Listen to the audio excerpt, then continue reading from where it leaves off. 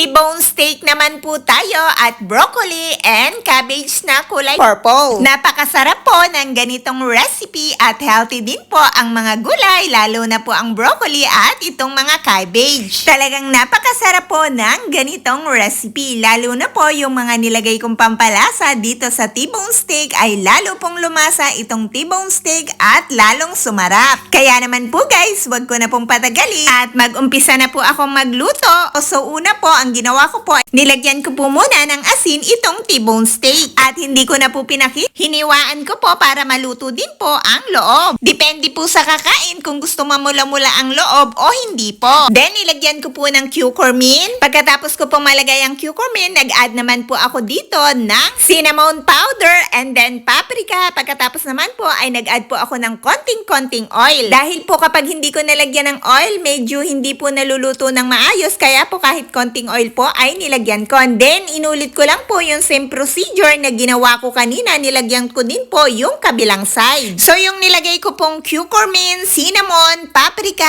at konting olive oil, yun po ay makakadagdag sa pagpapasarap dito sa karne na ito. Pagkatapos naman po ay niluto ko lang po ito sa isang kawali na hindi ko na po nilagyan ng oil dahil nga po pinahiran ko na po siya ng konting-konting oil.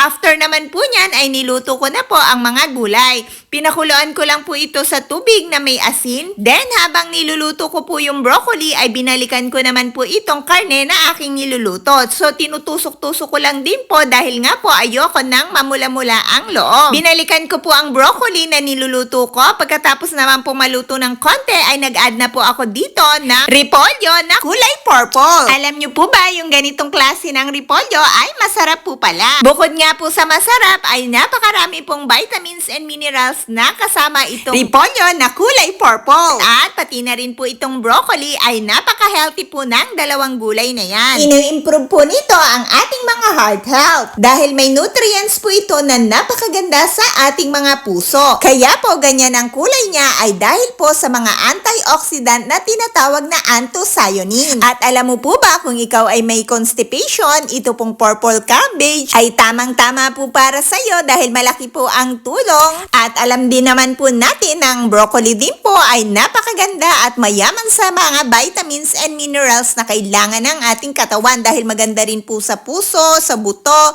may anti-inflammatory, maganda rin po sa eye, maganda rin po sa ating mga skin, may detoxification din po at kinokontrol po nito ang ating mga blood sugar at napakaganda din po nito sa ating digestion. Nire-reduce din po ng broccoli ang ating mga cholesterol. Meron din pong antioxidant at binuboost po nito ang ating mga immunity at anti-aging product at boost brain health din po. Ang broccoli din po ay sumusuporta sa ating mga puso, may vitamin C at tumutulong sa pagpapapayat, may potassium, vitamin K at sa mga allergies at diabetes. At isa po sa pinaka-importante, ito po ay may anti-cancer properties. Kaya naman po ang broccoli po at ito pong repolyong kulay violet ay sobrang sustansya po talaga. Makakaiwas po tayo sa napakaraming sakit at kung may sakit naman po ay hindi po palalalain nitong mga gulay na ito. Kaya naman po kayo po guys ay turuan nyo pong kumain palagi daily na may gulay sa inyong mga pagkain. At ano naman po ba ang benefits ng T-bone steak? Ang T-bone steak po ay pack ng nutrients and an excellent source of protein, niacin, vitamin B6, vitamin B12, zinc, and selenium, and good source of iron, flavonoid, and phosphorus, and essential nutrients that support everything from your immune system and muscle and health. Kaya naman po guys, napaka-healthy po talaga nitong mga gulay ng broccoli at itong mga purple na cabbage.